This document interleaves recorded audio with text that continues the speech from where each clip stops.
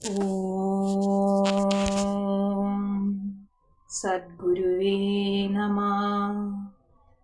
ഓം ശ്രീ സായിനാഥായ നമഃ. സദാശിവസമാരംഭം ശങ്കരാചാര്യമധ്യമം അസ്മദാചാര്യപര്യന്തം വന്ദേ ഗുരുപരമ്പരാ.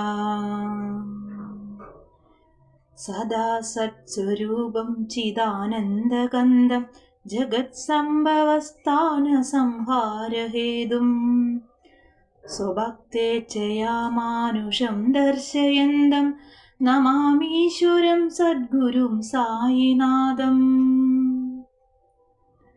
എല്ലാ സജ്ജനങ്ങൾക്കും വന്ദേ ഗുരുപരമ്പര എന്ന യൂട്യൂബ് ചാനലിലേക്ക് ഒരിക്കൽ കൂടി സ്വാഗതം.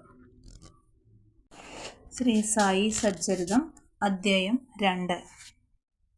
ഈ പുസ്തകം എഴുതുവാനുള്ള കാരണം. 1-ാം അധ്യായത്തിൽ സായിബാബ ഗോതമ്പ് പൊടി ഗ്രാമാതിർത്തിക്ക് പുറത്തു വിതറി കോളറ നിയന്ത്രിച്ച അതിശയലീലയെപ്പറ്റി പ്രസ്താവിച്ചുവല്ലോ. പിന്നീട് അനവധി അതിശയലീലകളെപ്പറ്റി കേൾക്കാൻ ഇടവന്ന എനിക്കുണ്ടായ ആനന്ദധാരയാണ് ഈ കാവ്യം. സായിബാബയുടെ അതിശയലീലകൾ വിവരിക്കുന്ന ഒരു ഗ്രന്ഥം ഭക്തന്മാർക്ക് ആനന്ദകരവും ഉപദേശപരവുമായിരിക്കുമെന്നും അതവരുടെ പാപങ്ങളെ ഇല്ലായ്മ ചെയ്യുമെന്നും ഉദ്ദേശിച്ചാണ് ബാബയുടെ ജീവിതത്തെപ്പറ്റിയും ഉപദേശങ്ങളെപ്പറ്റിയും ഞാൻ പ്രതിപാദിക്കുന്നത്. ഒരു ഋഷിയുടെ ജീവിതം വിവാദപരവും സാധാരണക്കാരനു മനസ്സിലാക്കാൻ പ്രയാസമുള്ളതുമാണ്. അത് നമുക്ക് സത്യത്തിൻ്റെയും മാഹാത്മ്യത്തിൻ്റെയും വഴി കാണിച്ചു തരുന്നു. ഹേമത് പാന്തിന് ഇത്തരത്തിലുള്ള ഒരു പുസ്തകം എഴുതുവാൻ പറ്റിയ ആളല്ല താൻ എന്ന് ഒരു ധാരണ ഉണ്ടായിരുന്നു. അദ്ദേഹം പറഞ്ഞു, എൻ്റെ ഏറ്റവും അടുത്ത സുഹൃത്തിൻ്റെ ജീവിതത്തെ പോലും എനിക്കറിയില്ല, എൻ്റെ സ്വന്തം മനസ്സിനെ പോലും എനിക്കറിയില്ല. എന്നിരിക്കെ ഒരു ഋഷിയുടെ ജീവിതത്തെപ്പറ്റി എഴുതാനും വേദങ്ങളാൽ പോലും കഴിയാത്ത അവതാര മാഹാത്മ്യത്തെപ്പറ്റി വിവരിക്കാനും എനിക്ക് എങ്ങനെ കഴിയും? മറ്റൊരു ഋഷിയെ അറിയുന്നവൻ തന്നെത്താൻ ഒരു ഋഷി ആയിരിക്കണം. എന്നിരിക്കെ അവരുടെ മാഹാത്മ്യത്തെപ്പറ്റി ഞാൻ എങ്ങനെ വിവരിക്കും? ഒരു ഋഷിയുടെ ജീവിതത്തെപ്പറ്റി വിവരിക്കുക ഏറ്റവും ശ്രമകരമാണ്. അത് 7 കടലിലെ വെള്ളം അളക്കുന്നതിനും ആകാശം തുണി കൊണ്ട് മൂടുന്നതിനും സമമാണ്. ഇത് എന്നെ ആൾക്കാരെ കൊണ്ട് പരിഹസിപ്പിക്കലായിരിക്കുമെന്നും ഞാൻ മനസ്സിലാക്കിയിട്ടുണ്ട്. ഈ കാരണത്താൽ സായിബാബയുടെ കരുണയ്ക്ക് വേണ്ടി പ്രാർത്ഥിക്കുന്നു. മഹാരാഷ്ട്രയിലെ സുപ്രധാന കവിയും ഋഷിയുമായ ശ്രീ ജ്ഞാനേശ്വർ മഹാരാജ് ഒരിക്കൽ പറയുകയുണ്ടായി, ഋഷിമാരുടെ ജീവിതത്തെപ്പറ്റി എഴുതുന്നവരെ ദൈവം പ്രേമിക്കുന്നു എന്ന്. ഭക്തന്മാരുടെ ആശയ്ക്കനുസരിച്ച് അത്തരം പ്രവൃത്തികൾ പൂർത്തീകരിച്ചുകൊടുത്ത് അവരുടെ സേവനം സ്വീകരിക്കുന്നത് ഋഷിമാരുടെ ഒരു പ്രത്യേക സ്വഭാവമാണ്. ഋഷിമാർ പ്രചോദനം കൊടുക്കുന്നതോടുകൂടി ഭക്തൻ ഒരു പണിയായുധവും ഉപാധിയുമായി മാറി അത്തരം പ്രവൃത്തികൾ വിജയത്തിൽ കലാശിക്കുന്നു. ഉദാഹരണമായി ശകവർഷം 1700-ാം ആണ്ടിൽ മഹീപതി എന്ന കവി ഋഷിമാരുടെ ജീവചരിത്രത്തെ എഴുതാൻ ആഗ്രഹിച്ചു. ഋഷിമാർ അദ്ദേഹത്തിന് പ്രചോദനം കൊടുത്ത് ആ പ്രവൃത്തികൾ പൂർത്തീകരിച്ചു. അതുപോലെ തന്നെ ശകവർഷം 1800-ാം ആണ്ടിൽ ദാസ്ഗനുവിൻ്റെ സേവനങ്ങളെ സ്വീകരിക്കപ്പെട്ടു. അദ്ദേഹം എഴുതിയ 4 പുസ്തകങ്ങളാണ് ഭക്തവിജയം, സന്തവിജയം, ഭക്തലീലാമൃത്, സന്തകഥാമൃത് എന്നിവ. ഇവയിൽ ആധുനിക ഋഷിമാരുടെ ജീവചരിത്രങ്ങളാണ് പ്രതിപാദിച്ചിട്ടുള്ളത്. ഭക്തലീലാമൃതത്തിൻ്റെ 31, 32, 33 അധ്യായങ്ങളിലും സന്തകഥാമൃതത്തിൻ്റെ 57-ാം അധ്യായത്തിലും സായിബാബയുടെ മാധുര്യമാർന്ന ജീവിത രീതിയും സന്ദേശങ്ങളും വിശദമായി പ്രതിപാദിച്ചിട്ടുണ്ട്. ഇവ സായിലീല മാസികയിൽ 17-ാം വോള്യം 11, 12 പതിപ്പുകളിൽ പ്രത്യേകമായി പ്രസിദ്ധപ്പെടുത്തിയിട്ടുണ്ട്. വായനക്കാരോട് ഈ അധ്യായങ്ങൾ വായിക്കാൻ നിർദ്ദേശിക്കുന്നു. അതുപ്രകാരം തന്നെ സായിബാബയുടെ അത്ഭുത ലീലകൾ ശ്രീ സായിനാഥ് ഭജനമാല എന്നൊരു ചെറിയ പുസ്തകത്തിൽ ബാന്ദ്രക്കാരിയായ ശ്രീമതി സാവിത്രിബായി രഘുനാഥ് ടെണ്ടുൽക്കർ എഴുതിയിട്ടുണ്ട്. ദാസ്ഗനു മഹാരാജും സായിബാബയെപ്പറ്റി മാധുര്യമുള്ള കവിതകൾ എഴുതിയിട്ടുണ്ട് ഗുജറാത്തിയിൽ. ആമിദാസ് ഭവാനി മേത്ത എന്ന ഭക്തനും സായിബാബയുടെ കഥകൾ എഴുതിയിട്ടുണ്ട്. സായിനാഥ് പ്രഭ എന്ന ഷിർദിയിലെ ദക്ഷിണ ഭിക്ഷാസനസ്ഥാൻ വക മാസികയിലെ ഏതാനും പതിപ്പുകളിലും ഈ കഥകൾ വന്നിട്ടുണ്ട്. സ്വാഭാവികമായും ഒരു ചോദ്യം ചോദിക്കാനിടയുണ്ട്. ഇത്രയധികം സായി കഥകൾ എഴുതിയിരിക്കെ എന്താണ് ഇനിയും ഇത്തരത്തിലുള്ളൊരു സച്ചരിത്രത്തിൻ്റെ ആവശ്യം? അതിന് ഋജുവും ലളിതവുമായ ഉത്തരമുണ്ട്. സായി ബാബയുടെ ജീവചരിത്രം അനന്തമായ സമുദ്രത്തിനു സമാനമാണ്. അതിൽ മുങ്ങിത്തപ്പുന്ന ഏതൊരാൾക്കും വിലപിടിച്ച രത്നങ്ങളാവുന്ന ജ്ഞാനവും ഭക്തിയും ലഭിക്കും. അവയെ പൊതുജനങ്ങൾക്ക് വിതരണം ചെയ്യാം. സായി ബാബയുടെ സന്ദേശങ്ങളും കഥകളും ഉദാഹരണങ്ങളും മാസ്മരശക്തിയുള്ളവയാണ്. അത് ജനങ്ങൾക്ക് ശാന്തിയും സമാധാനവും നൽകുന്നു. അതോടുകൂടി തന്നെ ലൗകികത്തിൻ്റെ കഷ്ടപ്പാടുകളും വ്യസനങ്ങളും ഭാരങ്ങളും മറക്കാനും വിജ്ഞാനവും ബുദ്ധിയും പകർന്നുകൊടുത്ത് ആധ്യാത്മികതയിലേക്ക് നയിക്കുവാനും അവ സഹായിക്കുന്നു. വേദതുല്യമായ ബാബയുടെ പ്രഭാഷണങ്ങളും സന്ദേശങ്ങളും ശ്രദ്ധിച്ച് മനനം ചെയ്യുന്നവർക്ക് അവർ ആഗ്രഹിക്കുന്നതെന്തും, അതാത് ബ്രഹ്മത്തിലുള്ള ഐക്യം, അഷ്ടവിധ യോഗസിദ്ധിയും ധ്യാനശക്തി മുതലായവയും ലഭിക്കുന്നു. അക്കാരണത്താൽ ഈ സൽക്കഥകളെ സംഭരിച്ച് സമാഹാരമാക്കാൻ ഞാൻ തീരുമാനിച്ചു. അതാണ് എൻ്റെ ജീവിതത്തിൻ്റെ ഉപാസനയും. സായി ബാബയുടെ ദർശനത്താൽ അനുഗ്രഹീതരാവാൻ ഭാഗ്യം ലഭിക്കാത്ത ശുദ്ധഹൃദയന്മാർക്ക് ഈ സമാഹാരം ആനന്ദപ്രദമാകട്ടെ. അക്കാരണത്താൽ സായി ബാബയുടെ സന്ദേശങ്ങളും പ്രഭാഷണങ്ങളും സീമാതീതമായ ആത്മജ്ഞാന കഥകളും ഞാൻ സംഭരിക്കാൻ തുടങ്ങി. ഇതിനെനിക്ക് പ്രചോദനം തന്നതും സായി ബാബ തന്നെയാണ്. ഞാൻ എൻ്റെ അഹങ്കാരത്തെ ബാബയുടെ പാദത്തിങ്കൽ വെച്ച് എൻ്റെ മാർഗം ശുദ്ധമാണെന്ന് സങ്കല്പിച്ച് ഇഹത്തിലും പരത്തിലും എൻ്റെ മാർഗം ആനന്ദത്തിൻ്റേതാകുമെന്ന് തീരുമാനിച്ചു. സായി ബാബയോട് ഈ പുസ്തകം എഴുതാൻ എനിക്ക് നേരിട്ട് അനുവാദം ചോദിക്കാൻ കഴിയാത്തതുകൊണ്ട് മാധവറാവു ദേശ്പാണ്ഡെ എന്നറിയപ്പെടുന്ന ബാബയുടെ അടുത്ത ഭക്തനായ ശ്യാമ എനിക്ക് വേണ്ടി ഇപ്രകാരം പറഞ്ഞു. ഈ അന്നാ സാഹേബിന് അവിടുത്തെ ജീവചരിത്രം എഴുതണമെന്ന് ആഗ്രഹമുണ്ട്. അവിടുന്ന് ഒരു ഭിക്ഷാന്തേഹിയായ ഫക്കീറാണെന്നും ജീവചരിത്രം എഴുതേണ്ടതില്ലെന്നും തടസ്സം പറയരുത്. അവിടുന്ന് അനുവദിച്ച് സഹായിച്ചാൽ അവിടുത്തെ അനുഗ്രഹം കൊണ്ട് അയാൾ പുസ്തകം എഴുതി തീർക്കും.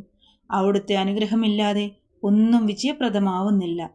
ഇതു കേട്ടപ്പോൾ സായിബാബ സന്തുഷ്ടനായി എന്നെ അനുഗ്രഹിച്ച് എനിക്ക് ഉതി തന്ന് എൻ്റെ തലയിൽ കൈവച്ച് അനുഗ്രഹിച്ച് ഇപ്രകാരം പറഞ്ഞു. അയാൾ കുറേ കഥകളും അനുഭവങ്ങളും ശേഖരിക്കട്ടെ, അതിൻ്റെ ഓർമ്മക്കുറിപ്പുകൾ ഉണ്ടാകട്ടെ, ഞാൻ സഹായിച്ചു കൊള്ളാം. അയാൾ വെറും ഒരു ബാഹ്യോപകരണം മാത്രമാണ്. അയാളിൽ കൂടി ഞാൻ തന്നെ എൻ്റെ ജീവചരിത്രം എഴുതി ഭക്തന്മാരുടെ ആഗ്രഹങ്ങൾ സാധിപ്പിച്ചു കൊള്ളാം. അയാളുടെ അഹങ്കാരം മുഴുവൻ ഉപേക്ഷിച്ച് എൻ്റെ കാൽക്കൽ വയ്ക്കട്ടെ. യാതൊരുത്തൻ അപ്രകാരം ചെയ്യുന്നുവോ അയാളെ ഞാൻ ഏറ്റവും സഹായിക്കും.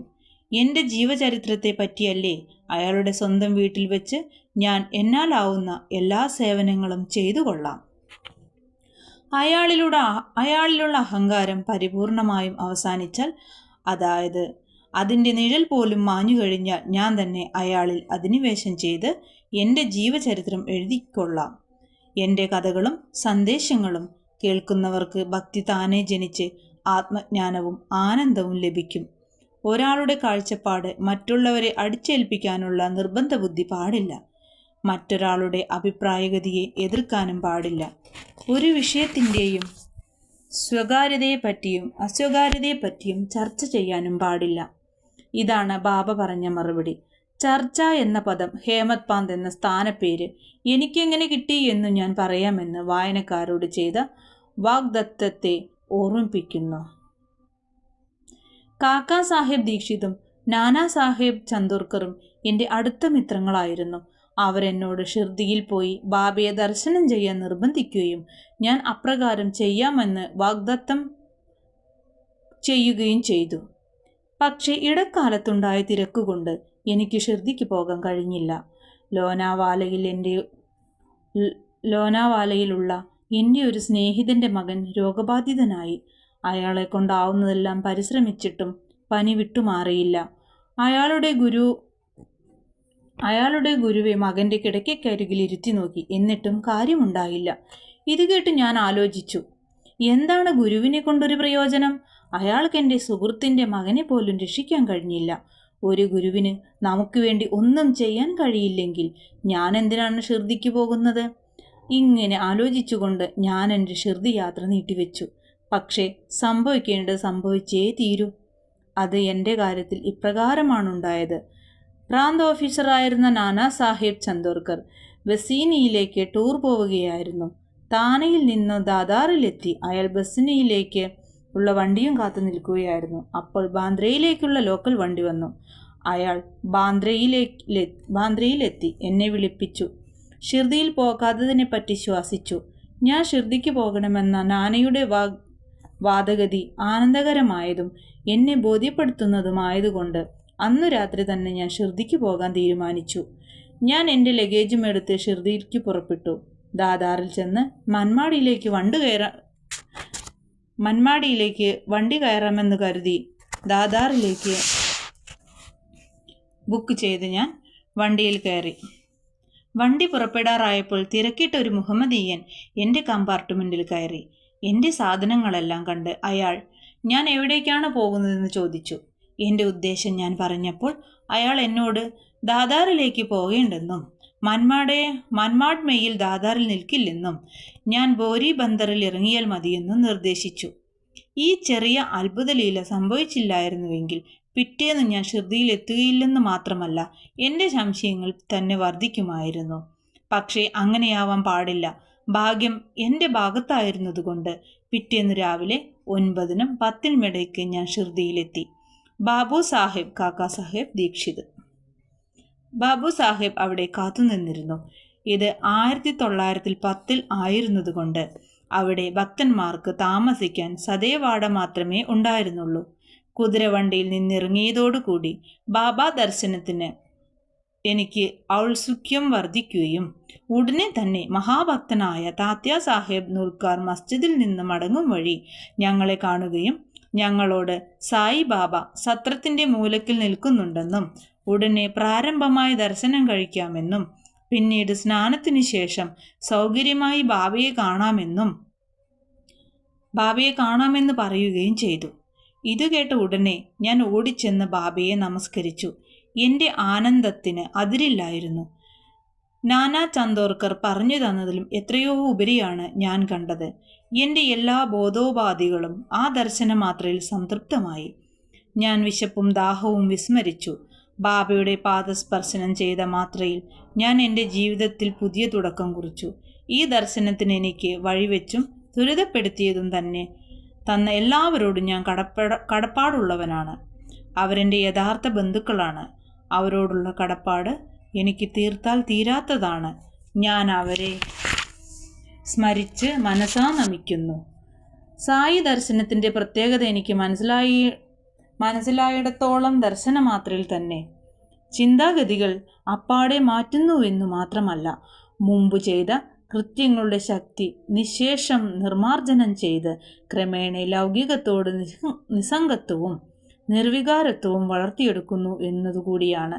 പൂർവജന്മങ്ങളിലെ സൽക്കർമ്മം കൊണ്ട് മാത്രമാണ് ഈ ദർശനത്തിന് സാധ്യമാവുന്നത്. സായി ബാബയെ ദർശിക്കലൊന്നുകൊണ്ട് മാത്രം മുഴുവൻ പ്രപഞ്ചവും സായി രൂപമായി നമുക്ക് അനുഭവപ്പെടുന്നതാണ്. ഞാൻ ആദ്യമായി ഷിർദിയിലെത്തിയ അന്നു തന്നെ ഞാനും ബാലാ സാഹേബ് ബാട്ടയുമായി ഒരു ഗുരുവിൻ്റെ ആവശ്യകതയെക്കുറിച്ച് ഒരു വാഗ്വാദമുണ്ടായി. ഞാൻ വാദിച്ചത്, നാം എന്തിനു നമ്മുടെ സ്വാതന്ത്ര്യം ഉപേക്ഷിച്ച് മറ്റുള്ളവർക്ക് വഴങ്ങുന്നു? നമുക്ക് നമ്മുടെ പ്രവൃത്തി ചെയ്യേണ്ടിയിരിക്കെ ഒരു ഗുരുവിൻ്റെ ആവശ്യമെന്താണ്? തന്നെത്താൻ പരിശ്രമിച്ച് രക്ഷിക്കേണ്ടിയിരിക്കുന്നു. ഒന്നും ചെയ്യാതെ ഉറങ്ങി സമയം കളയുന്ന ഒരാളെ ഗുരുവിന് എന്തു ചെയ്യാൻ കഴിയും? ഇങ്ങനെ സ്വതന്ത്ര മാർഗത്തെക്കുറിച്ച് ഞാൻ വാദിച്ചപ്പോൾ വിധിയെക്കുറിച്ച് മിസ്റ്റർ ബാട്ടെ ഇപ്രകാരം വാദിച്ചു: സംഭവിക്കാനുള്ളത് സംഭവിച്ചേ തീരൂ. മഹത്തുക്കൾ കൂടി പരാജിതരാവുന്നു. മനുഷ്യൻ ഒന്നാശിക്കുന്നു, ദൈവം മറ്റൊന്ന് വരുത്തുന്നു. നിങ്ങളുടെ സാമർത്ഥ്യത്തെപ്പറ്റി മറക്കൂ. അഹങ്കാരവും അഹംഭാവവും നിങ്ങളെ സഹായിക്കുന്നില്ല. ഈ വാഗ്വാദം എല്ലാ വശങ്ങളെക്കുറിച്ചും 1 മണിക്കൂറിലധികം നടന്നെങ്കിലും സാധാരണ പോലെ ഒരു തീരുമാനത്തിലും എത്തിയില്ല. ഒടുക്കം മടുത്ത് ഞങ്ങൾ വാദം നിർത്തേണ്ടി വന്നു. ഇതിൻ്റെ എല്ലാം ഫലമായി എൻ്റെ മനഃശാന്തി നഷ്ടപ്പെടുകയും അഹംഭാവം കൊണ്ടും മറ്റും മാത്രമാണ് ഇത്തരം വാദത്തിന് പോകേണ്ടി വരുന്നതെന്ന് മനസ്സിലാവുകയും ചെയ്തു. ഞാനെന്ന ഭാവം കൊണ്ട് മാത്രമാണ് ചുരുക്കത്തിൽ വാഗ്വാദത്തിന് പോകുന്നത്. പിന്നീട് ഞങ്ങൾ മറ്റുള്ളവരോടൊപ്പം മസ്ജിദിൽ പോയപ്പോൾ ബാബ കാക്കേ സാഹേബ് ദീക്ഷിതിനോട് ഇപ്രകാരം ചോദിച്ചു: എന്താ സതേവാടയിൽ നടന്നുകൊണ്ടിരുന്നത്? എന്തിനെ സംബന്ധിച്ചായിരുന്നു തർക്കം? എന്നിട്ട് എന്നെ തർപ്പിച്ചു നോക്കി ബാബ വീണ്ടും ചോദിച്ചു, ഈ ഹേമത് പാന്ത് എന്തു പറയുന്നു? ഈ വാക്കുകൾ കേട്ടപ്പോൾ ഞാൻ അതിശയിച്ചുപോയി. മസ്ജിദ് ഞാൻ താമസിക്കുന്നതും വാദം നടക്കുന്നതുമായ സതേവാടയിൽ നിന്നും സാമാന്യം അകലെയാണ്. ബാബ അന്തർയാമിയും അന്ധകരണങ്ങളുടെ നാഥനുമല്ലെങ്കിൽ എങ്ങനെ ഈ വാദത്തെ മനസ്സിലാക്കി? എന്താണ് സായിബാബ എന്നെ ഹേമത് പാന്ത് എന്ന് വിളിക്കാൻ കാരണം? ഈ പദം ഹേമാദ്രി പാന്ത് എന്ന പേരിന്റെ ഒരു ചുരുക്കപ്പേരായി നാടൻ ഭാഷയിൽ പറഞ്ഞു വരുന്നതാണ്. ഈ ഹേമാദ്രി പാന്ത് യാദവ വംശത്തിൽപ്പെട്ട ദേവഗിരിയിലെ മഹാദേവ്, രാമദേവ് എന്നീ രാജാക്കന്മാരുടെ പ്രശസ്തനായ സജീവനായിരുന്നു. അദ്ദേഹം അഗാധ പണ്ഡിതനും സൽസ്വഭാവിയും ചതുർവർഗ ചിന്താമണി, രാജപ്രശസ്തി എന്നീ മഹത് ഗ്രന്ഥങ്ങളുടെ രചയിതാവുമായിരുന്നു. പുതിയ തരം കണക്ക് സൂക്ഷിക്കുന്ന സമ്പ്രദായവും മറ്റും അദ്ദേഹം കണ്ടുപിടിച്ച് പ്രചരിപ്പിച്ചതാണ്. മോഡി എന്ന മറാത്തി ചുരുക്കെഴുത്ത് അദ്ദേഹം തുടങ്ങിവച്ചതാണ്. അദ്ദേഹവുമായി താരതമ്യപ്പെടുത്തിയാൽ ഞാൻ നേരെ വിപരീതമായ മൂഢനും ബുദ്ധിശൂന്യനുമായ ഒരു സാധാരണക്കാരനാണ്. അതുകൊണ്ട് അത്തരത്തിലൊരു സംശയം എനിക്ക് വന്നതിൻ്റെ പ്രശസ്തി മനസ്സിലാക്കാൻ കഴിയുന്നില്ല. പക്ഷെ അതേപ്പറ്റി അവ ഗാഢമായി ചിന്തിച്ചാൽ ആ പേര് എൻ്റെ അഹംഭാവത്തിനെതിരായ ഒരു ശരമായിരുന്നുവെന്നും ഞാൻ സദാ ശാന്തനും എളിയവനുമായിരിക്കണമാ എന്നാണ് മനസ്സിലാക്കി തരുന്നത് എന്നും എനിക്ക് ബോധ്യപ്പെട്ടു.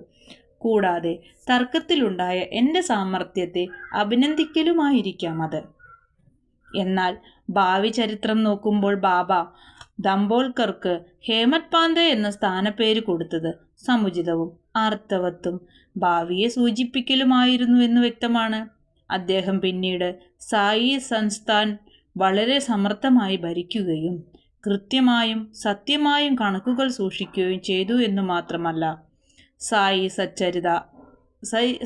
സച്ചരിതം എന്ന ജ്ഞാനം, ഭക്തി, നിസ്സംഗത്വം എന്നീ വിഷയങ്ങളെക്കുറിച്ചും ആത്മാർപ്പണം, ആത്മജ്ഞാനം എന്നിവ സംബന്ധിച്ചും പ്രതിപാദിക്കുന്ന ഒരു മഹത് ഗ്രന്ഥം രചിക്കുകയും ചെയ്തു. ഗുരുവിൻ്റെ ആവശ്യകത.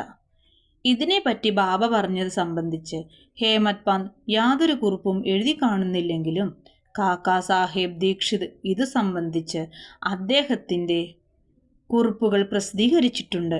ഹേമത് പാന്തും സായി ബാബയും തമ്മിൽ മുൻപറഞ്ഞ പ്രഭാഷണം നടന്നതിൻ്റെ പിറ്റേന്ന് കാക്കേ സാഹേബ് ബാബയെ കണ്ട് ഷിർദിയിൽ നിന്നും മടങ്ങിപ്പോകാൻ അനുവാദം ചോദിച്ചു.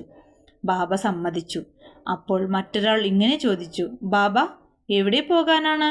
ബാബ പറഞ്ഞു, ഉന്നതിയിലേക്ക്. അപ്പോൾ അപരൻ ചോദിച്ചു, എങ്ങനെയാണ് വഴി? ബാബ ഇപ്രകാരം പറഞ്ഞു, അവിടേക്ക് വളരെയേറെ മാർഗങ്ങളുണ്ട്. ഈ ഷിർദിയിൽ നിന്നും ഒരു മാർഗമുണ്ട്. വഴി ദുർഘടം പിടിച്ചതാണ്.